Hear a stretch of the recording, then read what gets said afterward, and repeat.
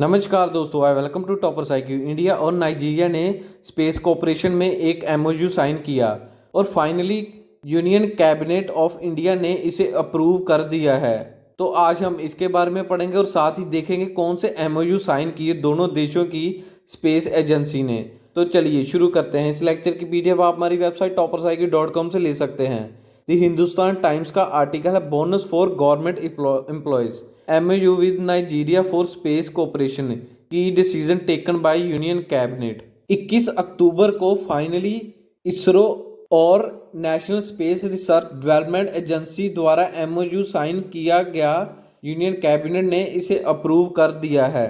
अगर दोनों देशों का एमओयू देखें तो इसे जून 2020 में इंडिया में बेंगलुरु में साइन किया गया और बाद में अगस्त के मंथ में एट अबूजा नाइजीरिया में भी इसे साइन किया गया।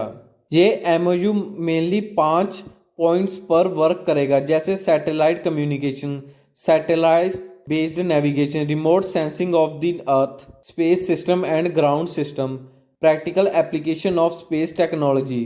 This include technique and geospatial tools. इस एग्रीमेंट के अकॉर्डिंग दोनों देशों की स्पेस एजेंसी अपनी एक वर्किंग ग्रुप को सेटअप करेंगे, जिसे दोनों स्पेस एजेंसियों के ड्राइंग मेंबर्स होंगे वह सेटअप करेंगे।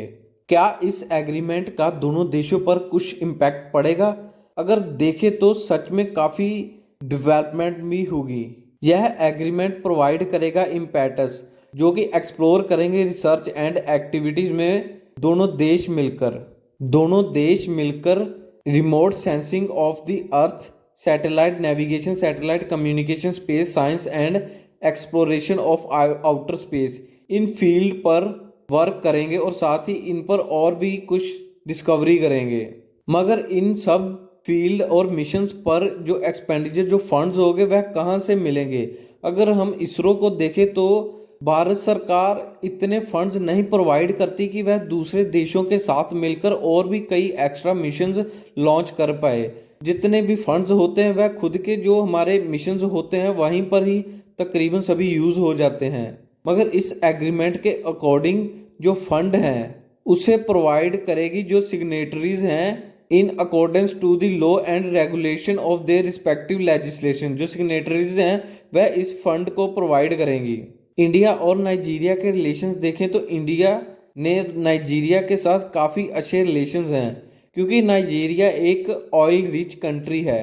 अगर रिसेंटली देखें तो नाइजीरिया ने अमेरिका को रिप्लेस करके एक लार्जेस्ट क्रूड ऑयल इंपोर्टर है। इंडिया का तकरीबन 20 से 25% जो डोमेस्टिक ऑयल डिमांड है वह नाइजीरिया से इंपोर्ट की जाती है। दोनों देशों का एक साल का बाइलेटरल ट्रेड देखें तो तकरीबन $10 बिलियन है। इंडिया की कई कंपनीज जैसे बैल, ONGC वह नाइजीरिया में काफ़ी ऑपरेशन और ड्रिलिंग कर रही है और उनका प्लान है कि वह काफ़ी रिफाइनरीज भी सेटअप करेगी इन नाइजीरिया।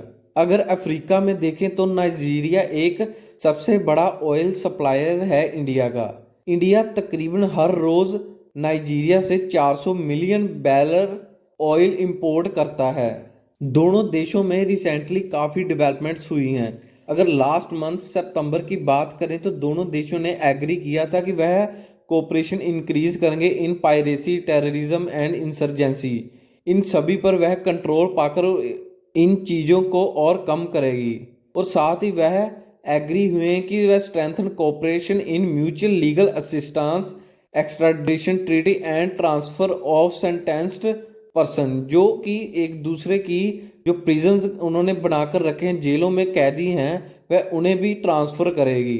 अगर पैंडमिक के दौरान देखें तो जब दुनिया में लॉकडाउन चल रहा था, जुलाई के मंथ में इंडिया ने तकरीबन $50 million essentials of medicine to Nigeria को डोनेट किए थे। साथ ही दोनों देशों के बायलैटरल टाइज भी बहुत अच्छे हैं और नाइजीरिया इंडिया को यूनाइटेड नेशन सिक्योरिटी काउंसिल में परमानेंट सीट के लिए सपोर्ट भी करता है। ये है एंड इस वीडियो का। चैनल को सब्सक्राइब और लाइक करना मत भूलिएगा। धन्यवाद।